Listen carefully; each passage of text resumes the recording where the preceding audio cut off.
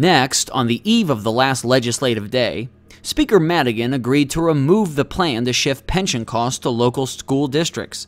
But when the new bill was debated in committee, critics said it still created funding issues for local schools. After the committee hearing, we spoke with House Pension Chair Rep. Elaine Nekritz about the new version of the bill. This runs about 5 minutes. State Representative Elaine Nekritz, you just came out of a committee hearing where a new version of the pension bill was introduced. Give us your thoughts, if you would, on what this does and if you are supportive or not of that legislation. At its core, all the proposals before us now will go a long way toward addressing the growing pension costs in the state of Illinois and bring down the rather unpleasant trajectory that we have of the percentage of the state budget that has to be devoted to that, bring that down so we can meet the other needs of the state, education, healthcare, and so forth. So at its core, all the proposals do that. What we're fighting about and what we're disagreeing about is whether we will ask those employers, teachers, community colleges, and universities who up till now have not paid any of the pension costs for their employees, whether we're going to ask them to do that and how much of that burden we're going to ask them to pick up. There was some testimony before your committee that the COLA by themselves, I believe, would save somewhere in the area of $66 to $85 billion, if I got that right.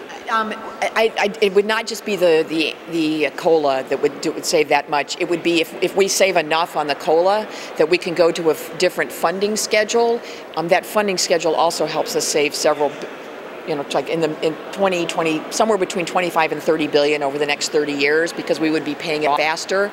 So it's really the combination of bringing the benefits, making the benefits more affordable, and then being able to pay more quickly, sort of like prepaying a mortgage. And I suppose a larger question is this, because we can get lost in the numbers, and all those numbers are somewhat speculative now at this point. Those numbers are very speculative, I would agree. So I tend to just somewhat throw those out. In the larger sense is this. You're the head of the Personnel and Pension Committee, and so you've been focusing on this for months.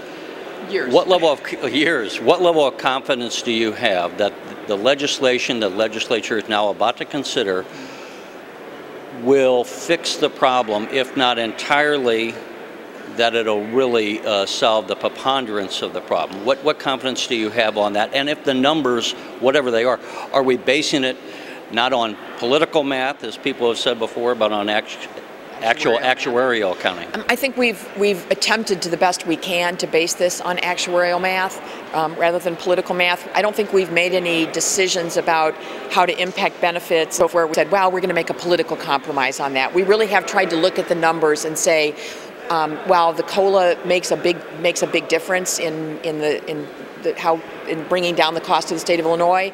One of the original proposals was to increase employee contributions by 3%. When we finally got some numbers on that, it was minuscule. I mean, really, relative to the COLA, it was minuscule. And we said, you know what? We don't really have to do that. We can still achieve the savings through the COLA. So, and in fact, I think labor was talking about that they could be okay with increased contributions. I think everyone under the dome supported it. We all supported it, but we found out it didn't really make a difference, so we were all able to take that off. That was the kind of a mathematical calculation, not a political calculation. Okay, two last questions, if I might, then, because we'll cover the floor debate. How hard of a vote do you anticipate this is, and as a member of the legislature, how hard of a vote is this for members? I think this is a very hard vote for members. Like everything we've done this year of cutting general state aid to schools, cutting scholarships for poor students, cutting health care by $1.6 billion for poor people. These impact people's lives in a very negative way. Everything, and the pension's just another one of those. So they're all really tough votes, very emotional. There's a lot of anxiety around that. And so nothing that we're doing right now is easy.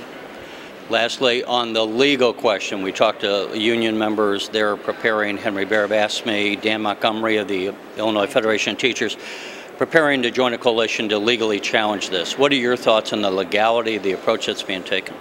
Well, on the advice of counsel, I think we've done everything we can to make this as give it as good a shot as we can to survive a constitutional challenge. Certainly, I understand that there are people with differences of opinion. There are people that think that we've gone too far. We didn't have to go as far as we did to make this constitutional. That we didn't need to have the election that the employees are going to be making. So who knows? It will be up to the 7 people at the Supreme Court. All right, Elaine Nekritz, thank you. Yes. Thank you.